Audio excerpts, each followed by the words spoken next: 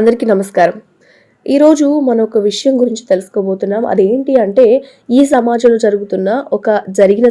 జరుగుతున్న సంఘటన గురించి. ఇది సమానత్వమా లేకపోతే అణచివేత? మనందరికీ తెలుసు హిందూ ముస్లిం బాయి బాయి అనే ఒక పదం. అది కేవలం సినిమాలకే పరిమితమైందా? అంటే మనం నివసిస్తున్న ఆంధ్రప్రదేశ్ కావచ్చు, తెలంగాణ కావచ్చు, కొన్ని ఏరియాల్లో హిందూ ముస్లింలు అందరూ కలిసి కొన్ని పండుగలు జరుపుకుంటారు, ఆనందంగా కలిసే ఉంటారు. ఆ విషయం అందరికీ తెలుసు. కానీ ఇక్కడ జరిగిన ఒక సంఘటన మాత్రం ఖచ్చితంగా మనల్ని ఆలోచింపజేస్తుంది. ఇది కరెక్టేనా అని కూడా అనిపిస్తోంది. సరే, ఏంటి ఆ కథ? ఒక ముస్లిం సోదరులు వాళ్ళిద్దరూ కూడా ఒక ఆలయాన్ని నిర్మిస్తున్నారు. హనుమాన్ ఆలయాన్ని నిర్మిస్తున్న క్రమంలో చాలా రకాల సవాళ్ళు ఎదుర్కొన్నారని వాళ్ళు. అది కరెక్టేనా? ఎలా వాళ్ళని దూరం పెట్టారు?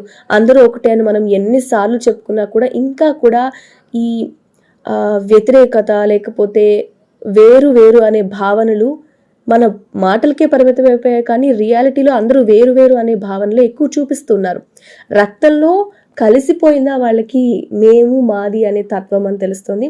సరే, ఇదంతా కాదు కానీ ఫస్ట్ అసలు కథ ఏం జరిగింది, ఏంటి ఆ స్టోరీ అని మనం తెలుసుకుందాం. ఇది చిత్తూరు జిల్లా పులిచెర్ల మండలం కొత్తపేటలో జరిగింది. ముస్లిం సోదరులు ఇద్దరూ కూడా ఒక ఆంజనేయ స్వామి గుడిని కట్టించారనమాట. ఇక్కడ కేవలం ఆంజనేయ స్వామి గుడి మాత్రమే కాదు, మొత్తంగా 7 గుడులు అక్కడ ఒకే చోట కట్టించడం జరిగింది వీళ్ళు. అయితే ఈ ఆలయం కట్టాలి అన్న ఆలోచన వచ్చింది మాత్రం ఒక ముస్లిం వ్యక్తికి అండి. ఇప్పుడైతే ఆయన బతికలేరు, కానీ ఆయన కొడుకులు ఏదైతే పనులు ఉన్నాయో ఆలయానికి సంబంధించి అవన్నీ ఇప్పటికి కూడా చూసుకుంటూ ఉన్నారు. ఎందుకంటే 90% పూర్తయిపోయింది. ఇప్పటికీ ఇంకా ఆలయం పనులు కొనసాగుతూనే ఉన్నాయి. అక్కడ మొత్తంగా 6 దేవతామూర్తుల విగ్రహాలను ఇప్పటికే ప్రతిష్ఠించడం జరిగింది. ఎలా అయితే మన గుడిలో పూజలు జరుగుతాయో అలాగే పూజారిని నియమించి అక్కడ పూజలు జరిగేలాగా చూసుకుంటున్నారు ఈ ముస్లిం సోదరులు ఇద్దరు కూడా. నిజానికి అజీద్ భాషా అనే వ్యక్తి ఆలయ నిర్మాణాన్ని మొదలు పెట్టడం జరిగింది. ఇక ఆయన మరణించిన తర్వాత రెండో కుమారుడు, 3 కొడుకులు ఉన్నారు ఆయనకి. అందులో రెండో కుమారుడు, 3వ కుమారుడు ఫిరోజ్ భాషా, చాంద్ భాషా, వీళ్ళిద్దరూ కూడా ఇప్పుడు చూసుకుంటున్నారు పనులు. ఆ తర్వాత ఆ గుడికి సంబంధించినవన్నీ కూడా.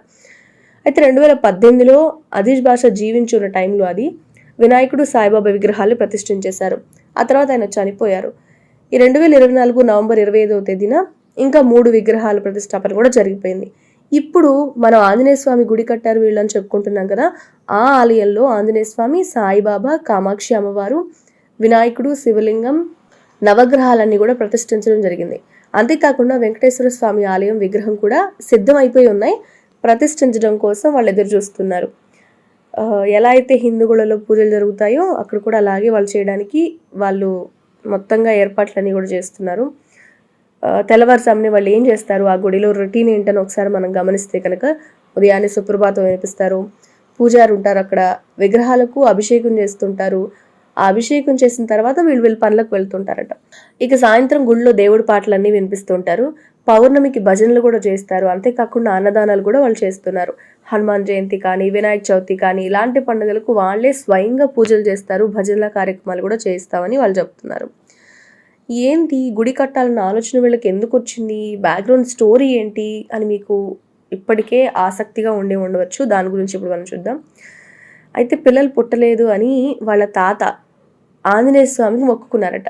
అప్పుడు వాళ్ళ నాన్న పుట్టారు. అదే మన రీసెంట్గా చనిపోయారని చెప్పారు కదా, ఆయన వాళ్ళ నాన్న పిల్లలు పుట్టలేదని ఆంజనేయ స్వామికి మొక్కుకోవడం వల్ల పుట్టారట.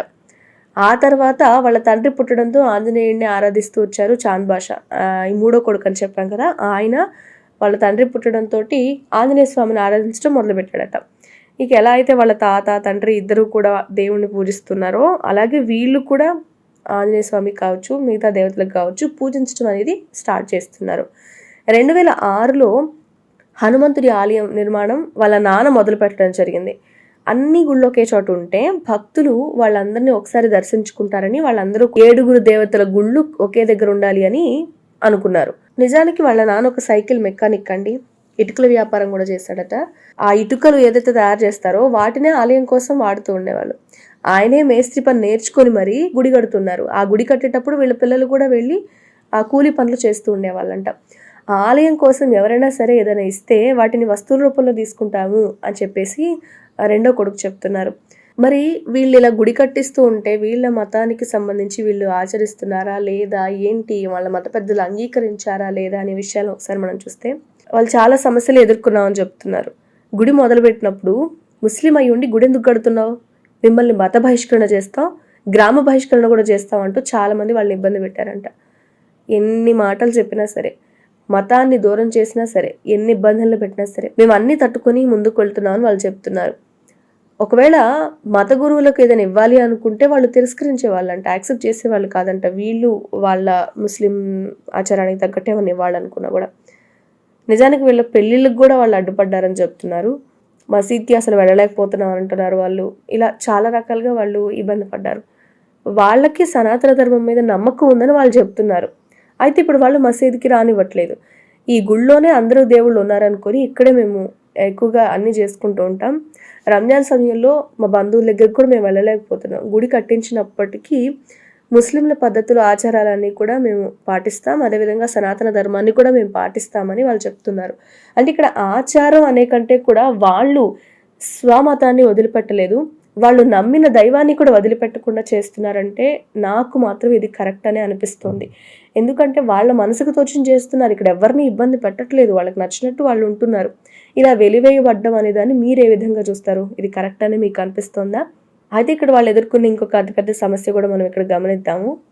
వీళ్ళని మత బహిష్కరణ చేశారని మనం విన్నాం కదా. వాళ్ళ తండ్రి చనిపోతే ముస్లిం ఆచారాల ప్రకారం అంత్యక్రియలు కూడా చేయనివ్వలేదు అని వీళ్ళు చాలా బాధపడుతున్నారు, ఈ సోదరులిద్దరూ కూడా.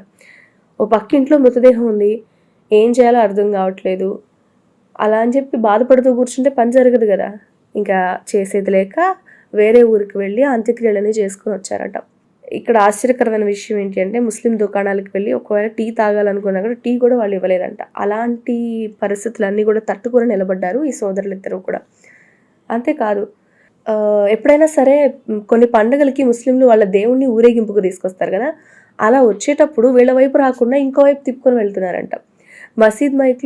మసీద్కి వాళ్ళు ప్రార్థనలు చేస్తారు కదా, వీళ్ళ గురించి ప్రత్యేకంగా అంటే వెలివేసాం, వీళ్ళొద్దు, వీళ్ళని బహిష్కరించండి అనే పాయింట్లో ఏకంగా స్పీకర్లు పెట్టే చెప్పడం, ఇలాంటివన్నీ కూడా వాళ్ళు చాలా బాధలు పడ్డాం.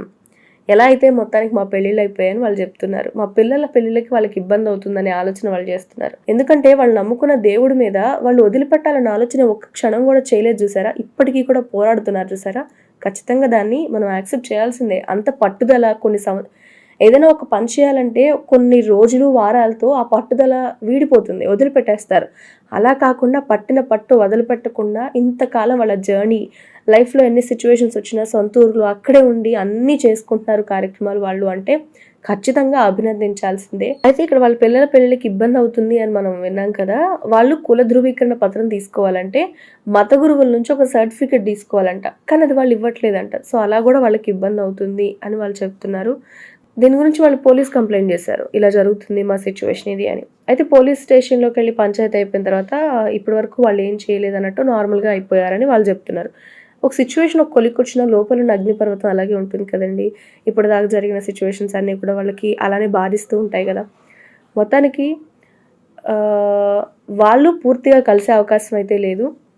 మసీద్లో జరిగే ఏ కార్యక్రమాల గురించి మేము తప్పుగా చెప్పలేదు, మేము మా ఆలయాలకు వెళ్ళొస్తూ ఉంటామని వాళ్ళు వాళ్ళ లైఫ్ రొటీన్ని అలా కొనసాగిస్తున్నారు. సో ఈ నిజ జీవితంలో జరిగిన ఈ కథ గురించి మీరేమనుకుంటున్నారు? మీ ఒపీనియన్ ఏంటి?